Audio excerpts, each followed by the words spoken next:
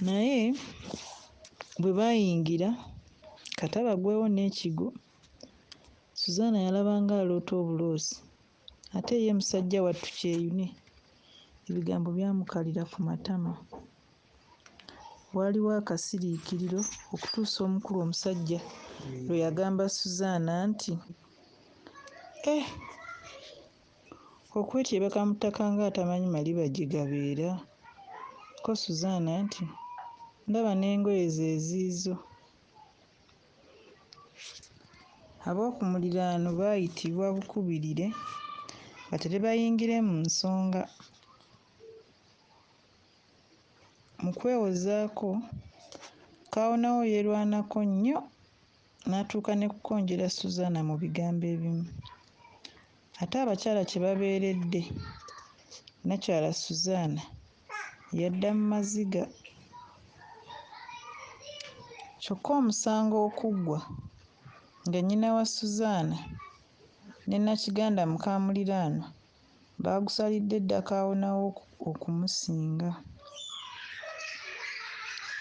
Kyeyune teyategana na kuwuliriza nsonga. Naye ng'ekkumi bwe litakyawa omu, kola nti bba wa Nakiganda teyalaba nsonga yandigaanye kaawonawo kuwasa bakazi b'ayagala na kusala mu nsuku. Ebyombo byali bintu bya bulijjo. Omukazi yenna ow'amagezi bye yandibadde ategeera era n'okubigumira. Kyokka omukulu ye yalaba nga buli ludda lulina ebisobyo. Yanenya nnyo kaawonawo okulangira munne obulogo anti yalinga alangidde amaka gonna. Ng'era bwe bagamba nti kakerenda kava ku lubaya. Era mbu n'okuleeta omukazi omulala tekyali kituufu, mpozzi okuggyako nga Suzaana alina bye yali tatuukiriza bulungi. Era nti kaawonawo yali ateekwa okumanya nti nno mu maka eddembe liva mu muntu kumanya nti munne amwagala.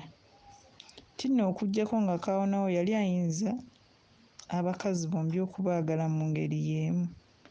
Tekyali kituufu okuba n'ababiri.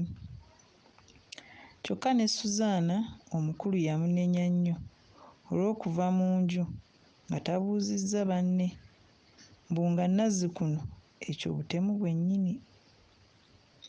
Kaawonawo yagwa wansi n'akuuta akalevu ku ttaka. Oluvannyuma lw'akasiriikiriro omukulu yabuuza kaawonawo nti olina ky'ogamba? Ko kaawonawo nti kiriwa? Mpozzi kyakuzzaayo mukazi wange kyokka.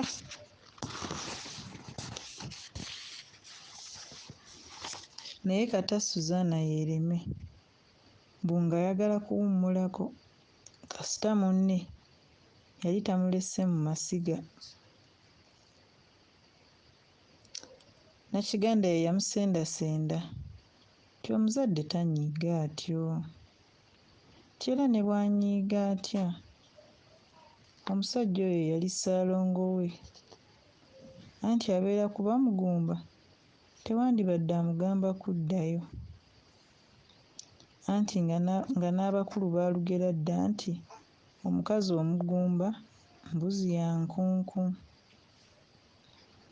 Ne Suzaana yalaba biri bityo n'akkiriza okudda mu maka ge. Ekitundu kyaffe ekyokubiri mu mboozi yaffe ey'Abazibumbira bwe kityo bwe kikomekkerezeddwa olunaku olwaleero.